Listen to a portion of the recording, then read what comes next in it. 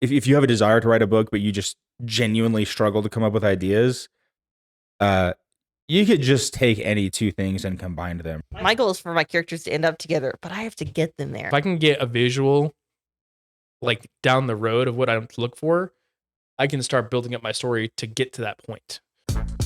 Hi, I'm Max. I'm Drew. And I'm Leisha. Plot hole.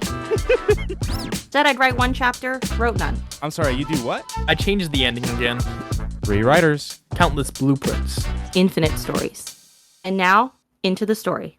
So my little brother, he's still in high school, and his English teacher or his writing teacher, I don't know which teacher it was, but one of his teachers said that his class was going to do novel writing month in November, or as you guys like to call it, NaNoWriMo. Yes, National Novel Writing Month. Yeah. It's a good acronym. It took me a second to get the acronym down, actually. Yeah. Yes, yeah, it does. It's a unique one, you know? Yes. Anyways, so NaNoWriMo, for those of you who don't know, is for the month of November, you're supposed to write a novel of, 50,000 words? 50,000 words is like the main goal. It's what the program was started on and everything, yeah. Okay. So anyways, my brother, his English teacher, his writing teacher was like, hey, we're going to be doing NaNoWriMo for an assignment for a grade in our class, which I thought was crazy for high school students, but also that's really awesome. I'm really excited for him. And my brother, like when he called me and he was asking me about it, he actually seemed kind of excited to try it out as well. And so, but he was like, dude, I don't even know where to start with writing a book. And so that's kind of what we wanted to try and like talk about in this in today's episode was, how do you actually start to write a book? Like, what does that process even look like? I think with all things, just having an idea is at the core of, I think, any art form. You want to have an idea of what it is you want to do. So I kind of wanted to ask you guys a question with this, because obviously we're all in the process of writing our own novels, and we all kind of got into this journey in little bit of a different way, and it was unique to each of us. But how do you get ideas? Like, what do you find is the best way for you to be like, oh, I have this idea for a story and I want to run with it? For me, it's definitely most of my ideas come because I asked a question. I asked, like, what if this and this happened? Or, and I've talked a lot about this too, about like aesthetics and like, what if I included this aesthetic into this genre of story, which is where I ended up with fantasy detective fiction with like a steampunk background, which is wild to think about still. And am I doing it justice? Probably not. But first draft. So, but that's a lot of times where my ideas come from is I look at existing stories. We talked about this. Was it last episode we talked about unoriginal ideas 2 episodes ago, something like that? Something like that.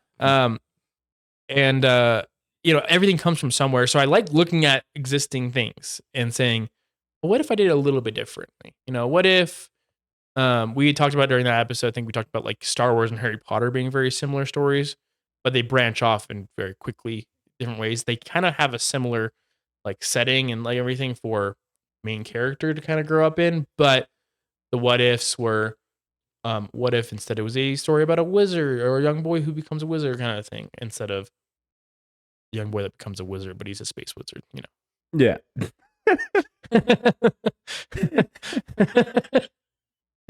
But yeah, the what if questions, and like that's great for like the backdrop of an idea kind of thing, and then you can start bringing it even closer into and ask more what ifs and like, what if, like for my current story, or actually I'll talk about the one that you guys want me to write, which I have not had the desire to write for a while, which is my like Titan story. Mm-hmm. The what if question for that one was, what if the gods had a yearly battle and their battleground was like the planet kind of thing, and people had to to witness that kind of thing. And that was like the core idea, and that pretty much summed up the entire idea of the story. But that's the what if came because I was thinking of, well, if gods do like battle on the earth, like what's affected? And that's the question that I asked myself. So what does so, life look like for those people? exactly. What does life look like for those people? You can even ask the same question for like a superhero story where it's like, what does life look like for the people that are watching these buildings crash into each other as these superheroes are fighting, kind of thing. I think that's been asked a lot more recently. Mhm. Is what about the ground people? What are they experiencing? I literally just watched something about this or saw something about this last night. It was like a Twitter thread, and someone was like, "Oh, it's cool to see how DC like creates these cities as like where like superheroes interact with the world." But then, like in the Marvel universe, it's like F New York. True. Wait, DC is like Metropolis. Which did you see the new Superman movie? I have not. No. So it's really good. And they're very comic book accurate, so it's kind of like wacky at times. Mhm. One of the wacky things I noticed was Metropolis was like the biggest city in the entire like universe. It was sprawling for like hundreds of miles. It was insane. Like they had like this rift opening up like to another dimension through the city. It took forever to get there. That's literally what it's like from Payson to Salt Lake. Yeah. Just a bunch of that. It's just a city. Just Oh. well, I mean, obviously Payson isn't where it starts, but it's like Oh, sorry. I thought you, for whatever, I don't know why, but for some reason I thought you were talking about Payson, Arizona. And I was like, there's not a lot between Payson, Arizona and Salt Lake. Yeah, but it was probably about that distance though. It felt like that okay. in the movie. Yeah. But I was like, wow, like that's a big city. But anyway. So I really like the getting ideas by taking things and either combining them or taking them and changing them slightly, and if you're in my brother's case or something, I think you could actually, if you have a desire to write a book but you just genuinely struggle to come up with ideas, you could just take any two things and combine them, right? Like you could oh my gosh. There was a story that Brandon Henderson tells during one of his lectures of another author that he knows, who his story idea developed from an argument on Reddit.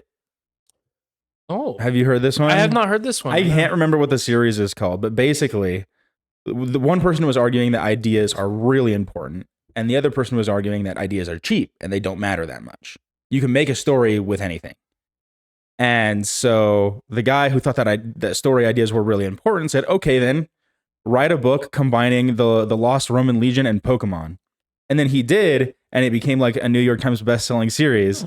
What? And I can't remember what it's called. I'll have to look it up after the episode. It's actually funny though that came from Brandon Sanderson, like telling that story, because he tells a very similar story about how Warbreaker came to be, which was his producer. He had done Elantris, he'd done Mistborn, and there were hits and everything. And he's like, "What's the next thing?" kind of thing. And his editor was like, he's like, "But you keep coming up with these crazy ideas, but like you can't just do anything, everything. You got to come up with a better idea." And he goes, "Well."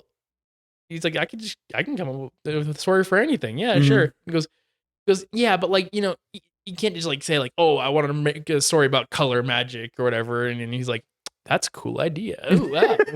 And I just butchered that story, but that's very similar though. I think the point that we're trying to get here though is that like when you're wanting to write a book and you're in that very first stage, coming up with an idea, just about anything will work, genuinely.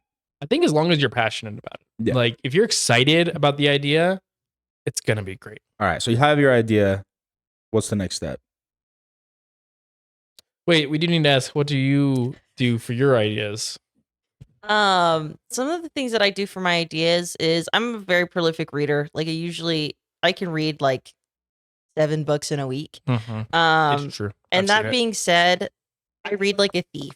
I am constantly writing down ideas or quotes or like the way that someone describes something, the literary devices that they use that I really enjoy. And I run with those. And mind you, just to reiterate kind of what we talked about in our No Original Ideas podcast, it's one of those things where it's your words that give it new life, like a new perspective, and do ultimately create a new idea. So most of us have received like the advice of write something that you would enjoy to read.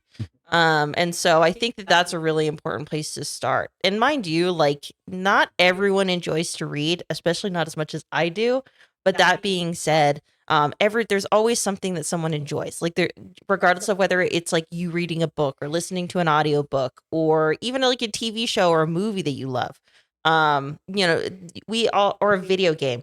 Like there's so many stories in those pieces of media that you can extrapolate ideas from and try to give it new life. So I think that builds upon like those what if questions, combining ideas, like being able to take a look at all of the ideas around you and decide, I think this is a story that deserves to be told. So we have our idea. My bad. No, you're Yeah. good. You're good. I was thinking about this, like, what's the next step? And I was like, the next step for me is always like starting to come up with things to fill that idea. Like, if it's, I don't have a setting yet, I want to look for the setting. I want to look for like characters. And I think we've talked about this in the past too, but like also like a climactic scene to look forward to. Whether it's an ending, whether it's just a middle part, for you, it's like, what happens when they break up or when they get together or whatever it is. Like, how does that look? And if I can get at least for me, if I can get a visual like down the road of what I look for, I can start building up my story to get to that point. So when you so you have your idea and then you start to is this happening, like are you writing this down yet? Yeah, I think so. Yeah. Okay. I mean, sometimes it's just like a visual thing for me. And then I start like, I don't even necessarily write down like that part of it. Mm-hmm. If I'm really excited about that scene, like maybe I'll write the whole scene Mhm. without names of characters, without Mhm. like really understanding what's going on and just kind of throw it out there just to see what it looks like. Mhm. I think, and you can consider this your research step. Yeah. And mind you, this is where most of the research happens for our writing. Like, I know that when we were first getting set up, like research was a huge component for us. But here's the thing: is that it doesn't always look like actual physical research of like real world things. Sometimes you have to come up with the stuff that you're going to be quote unquote researching, especially when it comes to fantasy, like a fantasy world. I know one of the things that Drew has mentioned in the past was like trying to do research on what things would be like if what the sun was green or the sky was green, the sun was green. And it was what color would the sky be with two suns, and they were two different kinds of suns. Yeah, it was. It could be anything. Yeah. And the conclusion was, I think, green, right? Or The something. conclusion was like a greenish turquoise or something, but I guess the big part of that was more. You're in the research phase. You're trying to figure out like, okay, how can I make this work? And you do get to the points in these research phases too, where it's like you realize that you don't need certain things. So for that example, you realize I don't need to talk about the sky being green. It's Yeah. just an extra component that doesn't really contribute to the story. I had the story I worked on for the longest. It was like 10 years. I was like at this point like 15 if I really wanted to go back, but I had been working on it, like tweaking it. It had gone through like 8 or 9 iterations, and the whole premise of the story was that there was like the main world and then there was like a dream world, and everyone had a split personality between the two because the worlds had been split at one point. And I was crazy, and I wanted to come up with every character had an alter ego in that other world who had a different personality. It's giving Severance. Yeah, it was insane. I don't know why I thought like that. But the problem was like, how do I reconcile that? Because like, if they're awake in the dream world, they're gonna be asleep in the real world, and so like, how did I reconcile that? So I was trying to make it so like people slept during the day in the real world, and so everyone was like underground or whatever, and they come out during the night. It just got to the point where it was so convoluted that I realized I had to pull back. Yeah. And I had to cut it off. And so then I was like, oh, I'm just gonna make the dream world less inhabited. It's people got caught on that side. And they didn't even, they don't even know that they're on the wrong side of the It's world. so interesting because, like, from a psychological standpoint, that's what's called self-concept fragmentation. And I was literally looking this up yesterday.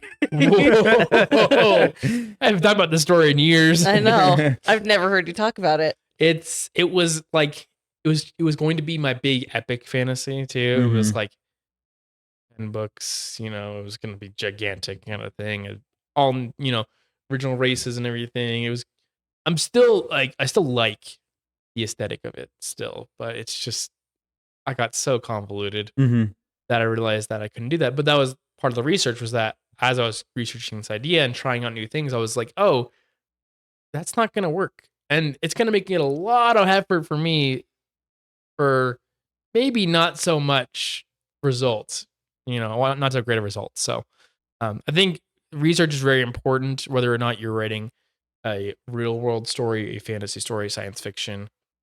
Really important if you're writing science fiction, actually. But So research, and then in what order do you guys develop setting and characters and plot? Yeah, I think that in this particular case, plot came first. And that doesn't always happen for me. Usually it's characters first. I love coming up with characters. My characters are my favorite component of my stories. Because like this, we're watching this play out through their eyes. But yeah, so generally speaking, regardless of where you start, you're always going to want to figure out what's going to push your story along. So like if you have a character who is like a hotshot chef, like you're not going to have them in the middle of nowhere. But if you do have them in the middle of nowhere, how do they get there? Like, have they always been there and are still dreaming of like their big break, or are they now in a situation where they're no longer, or like they're disgraced in some way? So there's a lot of things that you can do to play around with that. or maybe people come to them. Or maybe people come to Because them that they're because that they're that famous. famous. Yeah. See, but like those are the kinds of things that you have to ask yourself. And so I think like just being willing to playing around with those things and just deciding like what version of the story is the most compelling to me, it helps me kind of move toward it. Setting is probably the least important thing to me, which is so funny because I'm sitting with two fantasy authors where setting is everything. Yeah, world building is everything. World building is everything. So that being said, setting is probably the least important thing to me, but I still want it to have significance. I still want it to be like, and I also try to pick places that like I've explored or I've been to, so that I'm not like, I'm not talking about something that I don't know about. Yeah. I think it's funny that you brought up that you're sitting with two fantasy world builder type people. Max was my DM for my first ever D&D campaign, and a lot of D&D is actually just setting development because the character development comes from the players in the story. I mean, there's other characters, right, that you come up with as the DM, but I think for me, the first thing that I develop is actually setting. And then I slot characters into that setting, which is, I don't know. I feel like actually after listening to you talk about characters, maybe I'm realizing that's backwards now, but. So I was going to chime in on this too, because I used to do this too all the time, where I had this grand idea for a setting and I just saw my characters in. And then I realized, like, was my characters serving the setting, or was like the setting serving my characters? So that's the question I started asking myself. And there are stories where the characters serve the setting. Lord of the Rings is inherently a what they call a milieu story. Milieu is just the setting. And the point of Lord of the Rings was to share the Elven language, which was entirely original, and share this world. And still love that world. And he found a way to get great characters into that world as well. But not all of us are Tolkien. So. Yeah. Well, I mean, and here's the thing is that I don't think there's anything wrong with starting with setting either.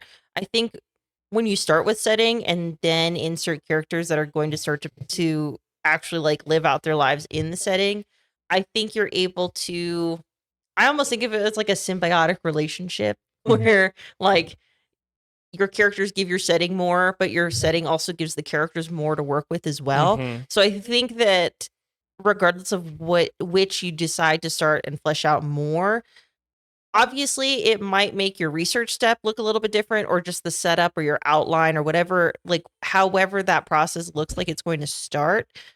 But at the end of the day, I think it's going to play out the way that it needs to play out. That's fair. Okay, so we got an idea. We've done our research. What's the next step?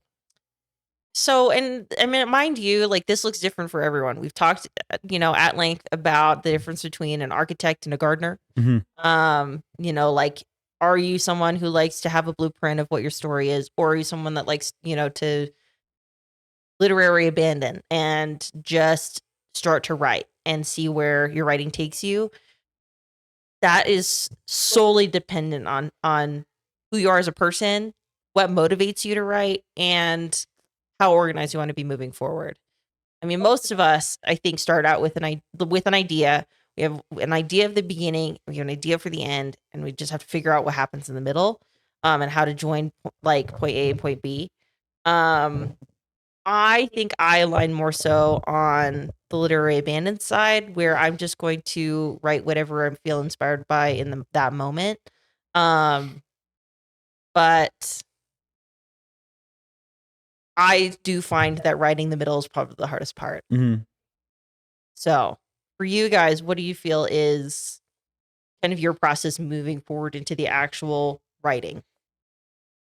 So this, I think, has been the thing that has worked for me the most. Is when I have an idea, I'm just so excited to get the story on paper that I'll start writing the story in a literary abandon sort of way. I'm just kind of coming up with a story as I write. And once I get in enough on paper that I'm like, okay, I like where this is going. I like some of the characters that I've created. I really enjoy this setting, or maybe I don't like some of some of these things. It's at that point that I'll be like, okay, I'm gonna take a step back, and I'm actually gonna outline this story that I've started now. I guess the initial writing phase is like a beta test of the story for me. Yeah. I'm just trying to see if I would enjoy writing that story, because like I don't know. I mean, you guys read my first chapter; it's horrible, but I It was not that bad. I mean, I thought it was pretty bad. I don't know. As writers, we're like a little bit overly critical of ourselves, but now that I've done that, I've been like, ooh, okay. I actually think that taking this story in this specific direction after doing my beta test of just writing, no outline, no like whatever is in my head, I'm writing it down. And then once I do that, I kind of have a good idea of where I want the story to go, and then I can step back and outline it. Mm. That's kind of my process right now. No, and like the more you talk about it, the more I realize how much I do that too. And like I haven't really done a formal outline in a while. I used to do like way overly intensive outlines. I do this thing where I would stream of consciousness just write out everything that happened. This happened, and then this happened, and then this happened, and then this happened, kind of thing. And I do the whole story down, and it was like thousands of words of just this is exactly what's gonna break down.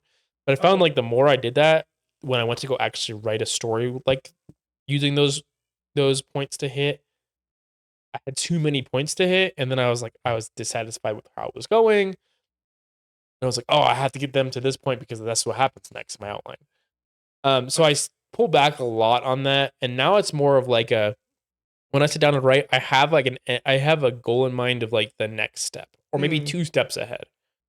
I have like again, I've talked about like plot points later on that I want to hit, like really want to hit, kind of thing.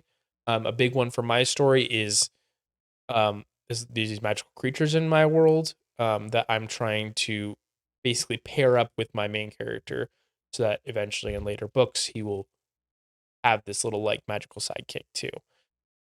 But I want to get there naturally, kind of thing. So Mhm. like that's a goal later on, but like it's a goal later on, like it is, you starting a 5K and you're like, oh, I know where it ends, and I still have to run the 5K kind of Yeah. thing. Like I have to get there, and so that's why I'm like, as I'm writing now, I sit down to write and I think, okay, I know where I want to get with this, and maybe the next step too, and that's all I care about right now. This is going to be the worst analogy ever, but what you're describing to me sounds a lot like what I see artists do, where where they like you draw one line versus doing like sketch lines Mm-hmm. to try to get like a straight line or something. You're doing it in like little tiny bits to like try to like keep the story going along that line rather than like 'cause I can't draw a straight line to save my life.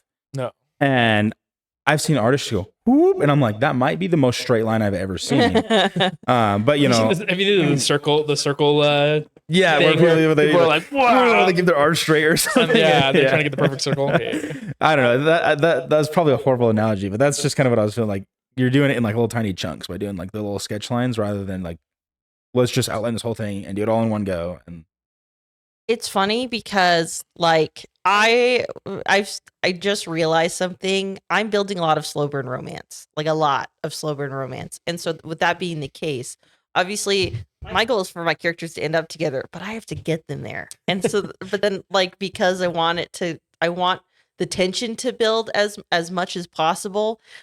I'm doing the exact same thing where I'm like slowly sketching them closer to where I want them to be.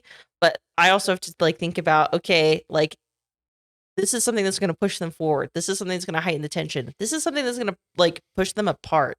And trying to balance all of those things, obviously, but it has to make sense too. Because if I want them to ultimately get to that point, like I can't have something absolutely horrendous happen where it's like, now it doesn't make any sense for them to be together. But I also can't have it to be where like, why are they waiting? So And I think this segues perfectly into like the next step for writing is identifying like your pitfalls, like identifying what's going to prevent you from writing. And that could be a lot of things. One of them could be time, just making sure you have the right time constraints to write. But the more I'm thinking about it is that you're talking about like your slow burn romance and everything. Like you have to know that it is slow burn romance and be willing to have the patience to like set those scenes up. I'm writing a mystery. I have to be willing. I've thought about this a lot. I do not know how to write a mystery. I don't know how to do it. So what I'm going to do is I'm going to just write it, and then I'm going to go back and I'm going to try and scatter the pieces a little bit better. that's Mhm. why I gave you the book that I gave you 5 years Yes, ago. yeah. You're still reading. I'm still reading it, and it's great. And I'm getting to really good parts. False Memory by Dean Koontz. It's very good. It's a little freaky, but it's good. By freaky means scary, not like, well. It- Anyway, you can cut this part out if you want. Technical difficulty. Sorry, brain malfunctioning. But like for writing the mystery, like I don't know how to do that necessarily. I'm learning, but I don't want that to stop me writing. I want to get through the story, and then I can go back and scatter pieces better, and make things more difficult to follow, kind of thing. But that's something I know about my story that is going to prevent me from writing if I don't circumvent that now. I do think that in that way, us writing our novels is almost like sprinting, and then we go back and like pick up the breadcrumbs that we dropped during the sprint of, okay, this is how I'm going to like add flourish. It kind of reminds me of like, when you procrastinate on a paper and like you just sprint through like as much of the raw information as possible, and then you have to go back and make sure that you hit the word count. And so then you're like adding like extra words that definitely don't need to be there, And make sure you like cite things properly. and then you're citing things properly and yada yada yada. But like that is what novel writing is like you're sprinting through the story that you're trying to tell, but then you have to go, like you get to go back and like really pace it in a way that makes sense. So I feel like we're kind of we're just getting into the plot part of our books here. When you guys are writing your plots, what are some of the like what are some of the points of your plot that you're trying to hit? Because writing a romance is different than writing a mystery, than writing like a hero's journey style story. Mhm. And they all have different plot points. And so when you're planning out your story, how do you write out like your romantic plot points? Like do you when you do your outline, if you do an outline, do you like actually put at 1/3 of the book they're gonna like their hands are gonna brush while they're like Right. or something? She's like, how do you do romance? I'm not sure. Yeah, I'm married, but I don't know what I'm doing. So it's funny that you mentioned that because I've shared a couple of prologues with you guys. Yeah. 2 specifically that come to mind, and they're not easy prologues. Like Mm-mm. they're not like these characters are going through it Oh, yeah, in the no. beginning. Oh yeah. Okay, I was starting to. I start with my catalyst. Like Okay. I'm starting with the catalyst that breaks everything down to the point where a lot of my books like focus on healing. Like Mhm. I think one of the best pieces of advice that I got really early on when Max and I were dating, we went to like a horror writing symposium. And one of the things that they said was that like in horror, it's a safe way to experience trauma. And I think we're all at a point where like this generation has experienced a lot of trauma Mhm. in and of itself. But in a totally unique way that like our parents and our grandparents weren't experiencing, Mhm. right? So that being said, one of the things that I really wanted to capture was that like you can undergo really intense, insane, traumatic things and still find yourself worthy like of a love that sees you for who you are. And so that's like really where I'm trying to get when it comes to my stories.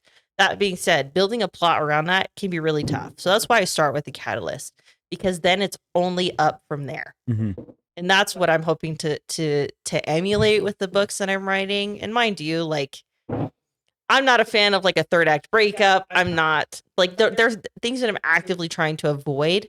But that being said, I still want there to be adversity in those situations. So I guess when it comes to like really mapping out the plot, it's like, this is where my character's starting. I want to continue to build them up and I want to figure out like at what point do they see themselves as worthy? At what point does like their like what's their romantic interest, like what role do they play in helping them get to that point? Is this one of those things where like they're like holding them at an arm's length because they're scared, or what does that look like? So I think it really boils down to do I want my character's journey to be, and that lays out the whole foundation for my plot as far as like what points do I want to hit. So it varies with each character. Like, my female heroines are all like career women. Mhm. So it's one of those things where that's something that I'm also keeping in mind of like that's still a significant like they've worked hard to be where they're at. So I want that to continue to be a focus and not put on the back burner just because. Do you have any trad wife characters? No. Well, Okay. it's just I don't. Well, none of them are married yet, so none of them can be. I guess that's trad fair. wives. I guess that's This is fair. true. This Yeah. is true. It's funny.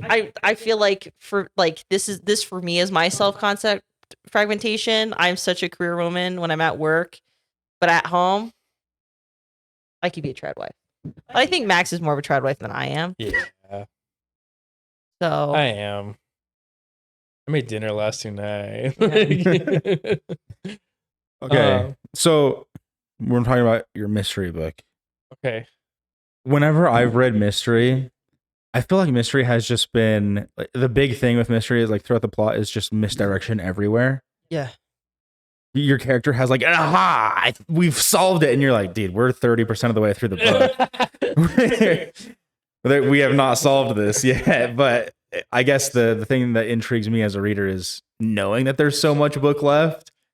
Yeah. And there's Well, so how do you and, like, plot that out? I thought about that too, and I think like I love the idea of the misdirection of like we solved it, and that part is actually solved. Mm-hmm. But then like readers are like, but there's so much book life, we don't believe that it's solved, and then they start like thinking more and more. I think mystery is all about getting into the head of the reader and thinking, what am I like? How can I play with the wires here? How can I twist things How can you around? mess with their mind? Exactly. And That's so it's good. like I have the problem that I was running into previously with my previous iterations was I was also starting out with trauma. Mhm. But then the problem was the trauma like ended for him, and then I had nowhere to where to go from that, and he was just in meetings for like 3 chapters. It was not Mm. fun. So I was like, let me change that around. And we talked this past week about I'm glad you brought up how your plots work, because your plots do follow that traditional kind of like rising action, climax falling action thing, because you're starting off at a low point. Right. I had proposed the alternative, which is like I called it the pit, which was the inverted version of that, where you start off kind of at a normal spot and then you start descending. Things get worse and worse and worse until you hit rock bottom, and then it's a turning point for the character, and then they start climbing back up and they end up at a higher spot than they were before. I think that's where a lot of like my story is going to come from too, for both of my main characters, so my main character, my main supporting character, because um, I'm inspired by like buddy cop shows and like Sherlock Holmes and Watson kind of thing. It's just the duo. It's good. It's fun. It's like you get kind of dynamics and everything, and you got one who's a little bit crazier, one who's a little bit more level headed. Like it's a good balance. It's already been established, and we're gonna go with that. Um, and so if I have that, then I can have both of them kind of tangentially descending. The sidekick character, or I don't really want to call her a sidekick because she's going to be a strong character. But she is she's a writer. She's like basically a reporter, and she is not. She's been stuck in like this kind of like small paper, and she wants to get to a bigger news outlet. She wants to be able to share more and tell real stories and everything about crazy things that have happened and everything. But she's stuck she's stuck in like talking about how like the harvest this year was a little bit like small or whatever. Or, not exactly that, but like small town like gossip rather than actual like stories. And so like she's gonna like try and get in on this story that he's telling, but they're both gonna they're gonna butt heads, they're gonna do things, and it's gonna get worse and worse until they solve a mystery together, and then that'll be a turning point for me. And so like that's where I like want to like be like, oh, they solve like a little mystery together, cool, we figured that out, and then they realize like quickly after that that was just the beginning of this mystery. Like, oh, this kidnapped girl, oh, you found her, great. That's not the end, because there's a lot more to what happened than that. So Mhm. so yeah, so I think for me, I think a plot has to be character driven, and so I have to figure out what are my characters' arcs, what are they going, what are they doing, what's going to be their pitfalls and such. Um, Now that you mentioned that, I think something that I just realized can be kind of an issue that you run into, especially if you have a duo. Like romance is all duos. FYI. So I mean, theoretically, it could be more than that, but I knew he was going to say that the second I said See, something. I was thinking it, but I was like, I'm gonna keep this to myself. That don't ever expect that with Max. Reverse harem. Now I lost my train of thought. I'm sorry. You said romance are all duos. Yeah. Yes, all romances are duos. So then you also have to think about like, okay, I have 2 situations where I have character development happening. How do I pace this right? So I think, to remind you, we're getting lost in the weeds a little. But that being said, just like Max said, like what are my characters' arcs? Where do I want them to ultimately end up? How do I get them there? And what devices I'm going to use to get them there? So, what about you, Drew? See, I think that's kind of been the problem with my plot so far is I like my characters that I've made, but I don't love the characters that I've made. I don't I don't feel like I've given them enough. I don't know how else to say other than like they don't have the juice. They don't have the They feel two-dimensional. yeah, they don't feel very like they don't feel like people yet. you know, they feel like caricatures of people. So like children. Yeah. Yeah. I mean, maybe a little bit. Yeah. But so I think that's probably the thing that I've struggled with the most so far is I've spent so much time on my setting and like the overall story that's going to be happening throughout the book, which I think is an interesting story, by the way. But I now, the part that I'm at right now is like, okay, I need to figure out how to make my characters suffer in a way that's going to help them grow, but also give them enough, have like a good starting point. And so that's kind of the thing that I've been struggling with. But when it comes to how I've been developing my plot overall, it's almost, because I'm writing a fantasy, it's almost felt like a story video game or something. Mm-hmm. Like Mhm. something happens, adventurer, we need you to go save the world or whatever, you know. And then there's like a bunch of side quests along the way, and you learn things about yourself and about the world through like these side quests. And then, but you have your main storyline that you're still trying to follow, and then you have your boss fight at the end or something like that, you know. And Have that's you ever read Aragon? I started it. I didn't like it that It's much. very much in that zone of Mm-hmm. that's how like it's written. It's Mhm. very like, and I've tried to write these too, like these video gamey things where it's like you got to build up your team, you got to you recruit people along the way, Yeah. and like it's extremely linear. Yeah. And it can be fun to write. I have to admit. I Mhm. mean, if you think about like all fiction writing is choose your own adventure. Mhm. And like, but True. you're playing as your characters. Yeah. So that being said, kind of to transition into a new point, because obviously, like the audience that we're talking to is hopefully people that do want to tackle writing a novel, Mhm. regardless of whether that starts in November and is throughout the month of November or even beyond that. What would you say are like the best pieces of advice when it comes to like overcoming some of the obstacles that we've talked about, like when just getting our words out onto a piece of paper, avoiding like that overcritical, internal critic, just things along those lines. Because one of the things that I think is coming to mind for me when it comes to like, I just want to tackle this, like this is something I want to accomplish, is find what motivates you and use that to push yourself through this journey. Because while you might be writing a story, this is you actually writing out the story of your life. And so but we get like a much larger say than our characters do, unfortunately, in like how that plays out. So I'm very intrinsically motivated, so I don't need a lot of external motivation to get things done. However, that being said, I do love myself a pudding cup, so sometimes I will just reward myself for getting like accomplishing something with just a small, like a little treat. This generation knows little treats better Little than sweet treats. little sweet treats. Where's my treat? Pavlov's treat. For real. So yeah, so I think that would be my biggest thing is understand what motivates you and use that to push yourself through whatever part of the journey you're on. I think my biggest piece of advice for somebody who wants to write a book or someone who has an assignment from their high school teacher to write a book is you need to read. You need to read a lot. I mean, genuinely, reading is your training to writing, honestly.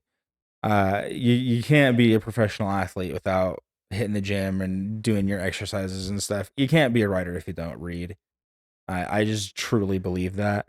And I don't mean you have to read so that way you can then copy the way that other authors write, but, and we've talked about this because, we all have writer brain when we read.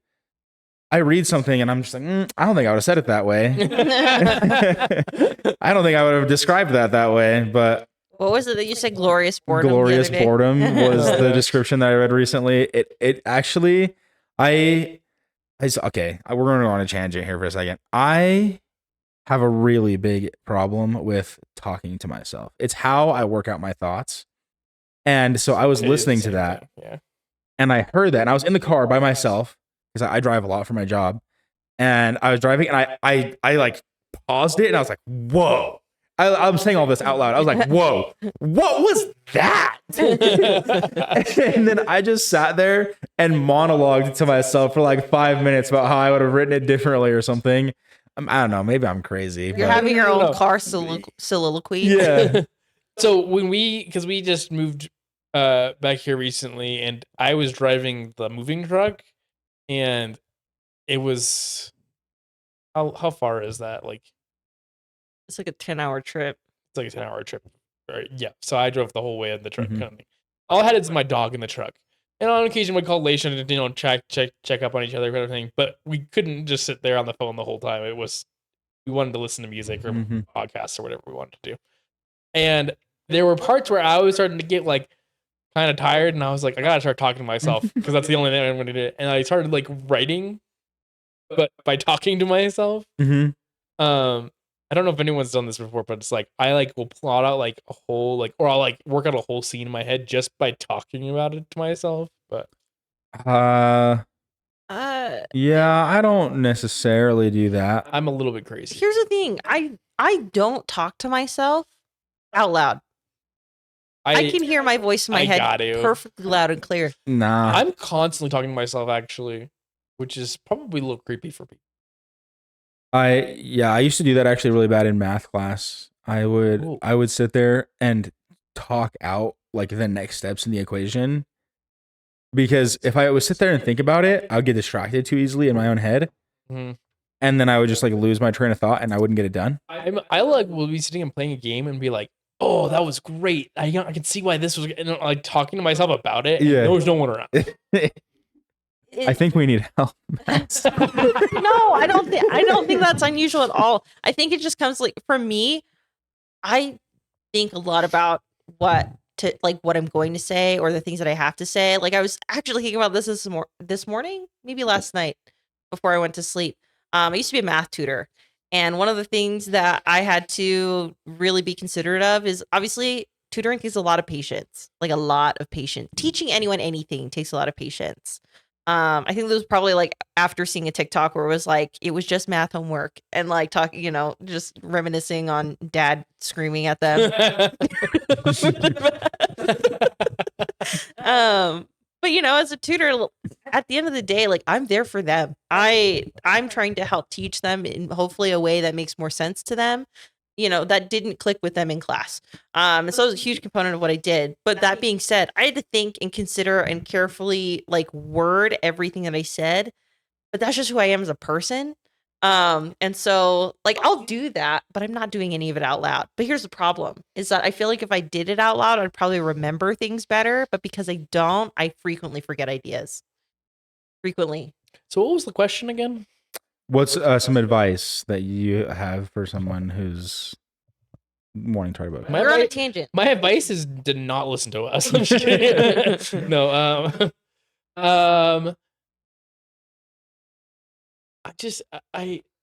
it's so hard because like I still get those points where I don't want to write, or I hit a wall and I say I'm not gonna get over it. And so it's like trying to like give advice on that's difficult because it's like I still struggle with that too.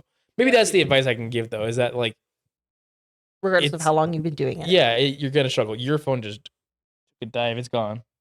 I got it. Did you just drop it again? Yeah, really don't listen to us. Holy cow. No, but like yeah, like I think that's the point of advice is like you're gonna hit those walls. Yeah. You're gonna hit those things. Like the point of this is to not say you're going to be so equipped that you're gonna write a bestseller in the next month. The point of it is saying I've been writing since I was 12. I'm going to be 30 at the end of this year.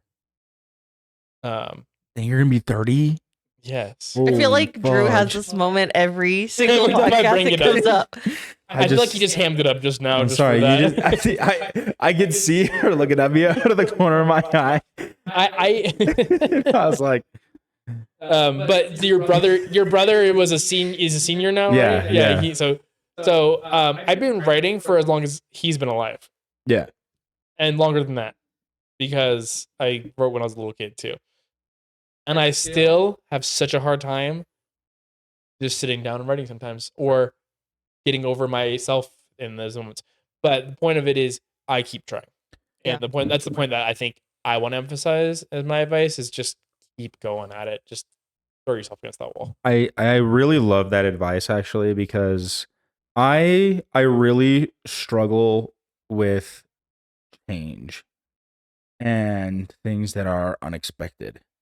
I don't know why I do, but just and I'm like I don't know, like I can get through them fine or whatever, but internally I'm just like, gosh, I really hate this. I really don't like this, and it makes me like struggle to have a good attitude about something that I don't like or something that's changing. But I actually really like that advice because at least with me, if I can anticipate that something is going to be challenging or hard, and I can like tell myself, hey, this is probably gonna be hard before I start that thing. When I hit the hard part, I'm like, we expected this. We were ready for this. We're prepared for this moment. Mhm. And I don't know why, but I'm able to get over that and keep going so much easier if I expected the resistance Yeah. beforehand. Absolutely. I think I'll also add to this too is if you're gonna expect resistance, get other people to help you. Yeah, I think this would be a piece of advice from all of us is find your support group. Like writing groups when it comes to novel writing are so helpful. Like recently something that I've learned more about are like the groups of people that like really push each other with early writers. So I think about the Inklings with C.S. Lewis, Tolkien, and some of their friends that like challenged them intellectually and really pushed them to do the things that they were able to accomplish when it came from a literary standpoint. The Lost The Lost Generation with Hemingway. with Hemingway. Like these are infamous groups that ultimately, had it not been for those groups being created, we probably wouldn't have seen like the creative output that we got from them. And so it's so important to find like people who not only like support you but also challenge you. Like all of us have had to learn how to develop like a critical eye when it comes to each other's writing, but not so critical that we're trying to write the story ourselves.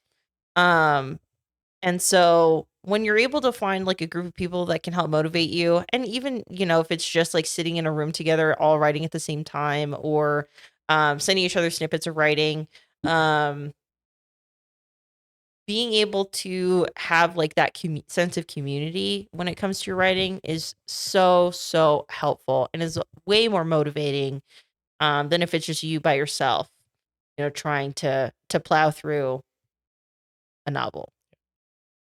I actually, while you're talking, I realized something. Like we've all struggled writing the last couple months, like a lot. I realized we haven't been sharing our word counts with each other, our daily word counts. Mm-mm. And the point of it was because we were trying to do punishments for like who wrote the least amount during the week, Which Yeah. we'll still do which eventually. we will still do. But the problem is like if we're not like motivating each other to do it, then like those punishments make no sense at all. It's like, Yeah. oh yeah, I didn't write anything this week. Well, no one talked to me about my writing at all this week. Like I can't think of the last time that we talked about our stories in our Discord when it wasn't just, oh, we're getting ready for the next podcast kind of Mhm. thing. So I think this is a wake up call for us too, especially because I think we've all kind of committed we're going to try and do NaNoWriMo in November as well. We're not trying. We're doing. Okay, we're doing it. See, look at that. What does Yoda Max say? has been hemming and hawing about it for the last 24, 48 hours. Okay, I'll do it. I'll do it. Thank you. Yeah, so I think if we really get on each other about our daily word counts again, sure, we can still do punishments at the end of the week if we didn't reach, who won, kind of thing. Mhm. But I think it's best if we really. I think that's a good idea, actually. I will give us some credit. Drew's like working, honestly, like 80 plus hours a week Oh yeah. between school and work. Like I have a full-time job that has weird hours. So then like that makes it real weird to try to and disjointed. Max also works weird hours, but he has our son all day. So it's like so I'll give us credit where we haven't lost focus. Like we haven't lost, I think, the fire within each of us to continue to write. Unfortunately, I think life got really hectic over the last month. Yeah. I mean, and I don't know. Nobody likes excuses, but I think NaNoWriMo is going to be a really great opportunity for us to like get back into that mode, because you guys have had some crazy stuff going on this last month. I've had some crazy stuff going on this last month. And for that reason, our word counts that we're going to announce here in a second are probably not ideal. Mm-hmm. But I really am excited for NaNoWriMo. Genuinely, I even though I don't write every day, I think about my book every single day. Yeah. Sure, yeah. And that's why I think the point of us talking about it and more often with each other, and being a better writing group in that regard, is just, even if we just say, I didn't write anything today, but I thought about it, Mhm. even if it's just that, Yeah. checking in with each other every day is really good. And I think it's motivating to be like, I want to post again that I wrote 0 words. Let me, You know what? rewrite a little Maybe- bit. But you know? maybe we elaborate more on what we thought about for our book. Yeah, Because yeah. and that's the thing, is I forget my ideas usually because I don't stop to write down my thought. But I think if I start to exercise that more and share it with you guys, then not only do I have a place where I can go, hey, I remember thinking about this that one day. I'm gonna actually work on it. Yeah. But it helps just give me that sense of accountability of like, I may not have gotten to like actually write like a chapter or a section of my story, but I thought about this and I'm gonna share it with them. And if you don't have, other people that are motivated to write with you, just get anybody who cares about you to ask about it. Even if it's just your mom every week, just saying, "Hey, how's that book coming along?" Hey, sweetie, how's your book coming along? Yeah, and you're like, "I haven't touched it this week." My mom's Maybe never called me sweetie, I don't think, but yeah. I'm sure other people's moms call me sweetie. My mom calls me Jelly Bean, which it's not better. No, I mean, I feel like that's sweet. What else is she? Hey, kiddo. Like, I don't know. Yeah, she just says kiddo a lot. I also say kiddo a lot. Yep. All right, I feel like we're stalling. What's the word counts? So considering we haven't like recorded in like a month, Yeah. These are bad. these are bad. I wrote about 2,000 words this month. I had a really good day, and then I wrote a little bit after that. And that's pretty much the only thing I've written. So I wrote about 2,000 words though. So I think of like my actual story because I had to go back and look. I wrote maybe 600 words in the last month, but I've picked back up journaling, and I would say that was probably approximately 2,500 words, if like with like about 30 words, or not 30 words, about 30 pages front to back Mm-hmm. of writing, and like it's a decent sized journal. I think it's bigger than that, but if it's 30 pages back to back, I think you wrote more. But not like I put spaces and Oh, you do a lot of like graphs and stuff like that. You do like bullet points and stuff. So Yeah. So she did like research too. Like she was like interested in like one of your topics this month was like, what does evil mean or something like that. Mhm. And so she was like writing like a bunch of stuff. a lot of philosophical stuff.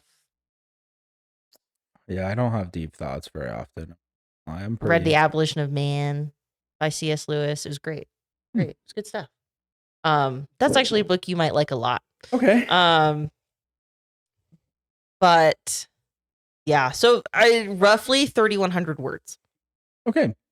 I mean, Roughly. that's not bad. That's But that used to be my count for a week. That's That is true. fair. That is true, actually. So I'm feeling much better about my work. My word count for the last month was probably like 1,000 Mm. over the course of all the different times that I sat down Sure. and wrote. But you started school. Yeah, I'm in college now. I'm a college student again. Aw. I know. So cute.